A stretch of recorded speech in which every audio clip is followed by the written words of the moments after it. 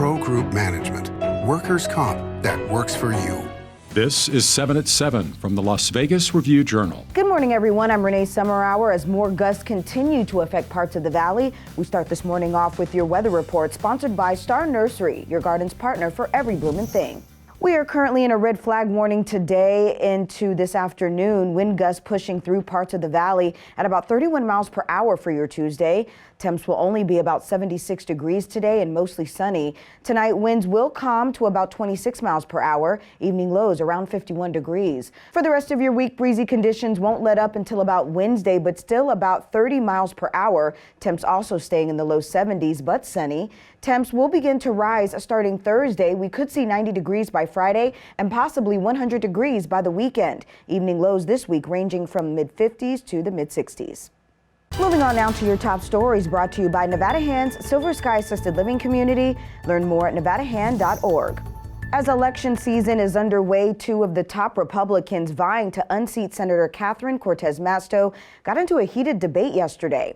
The hour-long debate, hosted by Nevada newsmakers, may be the only time former Nevada Attorney General Adam Laxalt and Army veteran Sam Brown, a political newcomer, face off prior to June 14th's primary election. Brown attacked Laxalt over his role in the 2020 election lawsuits, with Laxalt calling Brown's characterization, quote, comical. Nevada's senatorial race will be one of the most watched in the country, as it could determine which party controls the U.S. Senate going into the second hold of President Joe Biden's term. Two widows of fallen Las Vegas police officers are fighting for their husband's death to be remembered in a special way.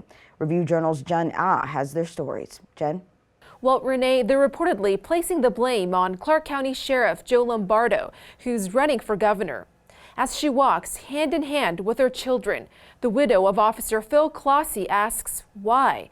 Why was the love of her life omitted from the list of line-of-duty deaths after passing away from COVID in August? The widow of Sergeant Douglas King asks the same question. His photo will not go up in every station for Metro. He will not be remembered at headquarters. He will not be part of the memorial run. His name is not allowed to be on the wall in Washington. Sergeant Douglas King was one of the first to arrive at the October 1 shooting, and more recently shot a man who stabbed his wife in Summerlin. Meanwhile, Jen Clossy says her husband started school violence awareness program and taught kids how to fight off abduction. Sheriff Lombardo told the Review-Journal, anytime we lose an officer, it's devastating for LVMPD, the families, and for our community. We're grateful for their service, and they will never be forgotten. However, to ensure they're not forgotten, these wives want their husbands' names etched into the police memorial park. Renee? A man is under arrest in connection with a copper theft ring that police say cost a railroad services business hundreds of thousands of dollars. 29-year-old Matthew Rexroad was booked into Clark County Detention Center on theft, conspiracy, and other charges.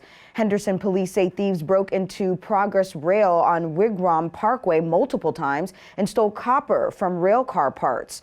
Progress Rail told police that the thieves cost the company over $780,000. In your business news, sponsored by Bank of Nevada, Bank on Accountability, Americans across the nation are feeling the pain of inflation. And that goes for Las Vegas locals as well, as many are fighting to pay bills and keep food on the table. Review-Journal's James Schaefer has more from a local perspective. The cost of inflation for Las Vegas locals is taking a toll. Fuel, food, clothing, housing, and everything in between have seen price increases in the past year. The 2022 annual inflation rate in the U.S. reached 8.5% in March compared with the previous year of 2021. So I talked to several different Las Vegans about what inflation means to them. Review-Journal's business reporter McKenna Ross has more from the local perspective. There are some that say they struggle to find affordable rent for one person and their child, so on one salary alone, or people who had car troubles and have to choose between fixing their car and making sure they have enough gas to get to work and take their kids places. For the Las Vegas Review-Journal, I'm James Schaefer. In your health news, a new social media campaign from Las Vegas police tells teens about the dangers of fentanyl. The One Pill Can Kill campaign aims to warn kids about counterfeit pills laced with the opioid as the local school year ends.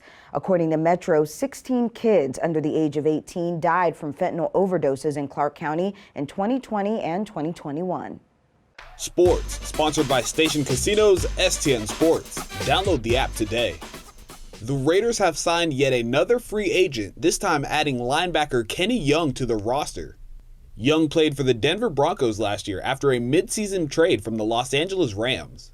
He started 13 games between the teams, making 75 tackles and 2 sacks. Veteran cornerback James Bradbury hit the open market Monday, and the Raiders are said to have interest in signing the former Pro Bowl player. Sports betting, sponsored by Las Vegas Paiute Tribal Smoke and Cigar Shop. A pair of pivotal Game 5s are on tap in the NBA playoffs today. In the Eastern Conference semifinals, the Miami Heat are 3-point favorites over the Philadelphia 76ers at Circa Sports, and the total is 209.5. In the Western Conference semifinals, the Phoenix Suns are 6-point favorites over the Dallas Mavericks, and the total is 213. The Suns are plus 266 to win the NBA title. The Heat are plus 750. The Sixers are 18-1, and the Mavericks are 19-1. In your lifestyle news, sponsored by Visit Laughlin, an easygoing getaway filled with good food, good people, and good times on the river. The people behind Life is Beautiful are looking for local artists. The festival is working with the city of Las Vegas on a project to create a mural for Selby Park. The answer to the question, what makes life so beautiful?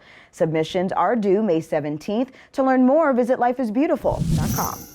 And a local teen jewelry maker is donating proceeds from the sale of her handcrafted designs to the Animal Foundation. This is the second year that Shelby Dela Cruz is giving 50% of the proceeds to the organization. What started as a passion project has helped raise more than $200 for the nonprofit this year.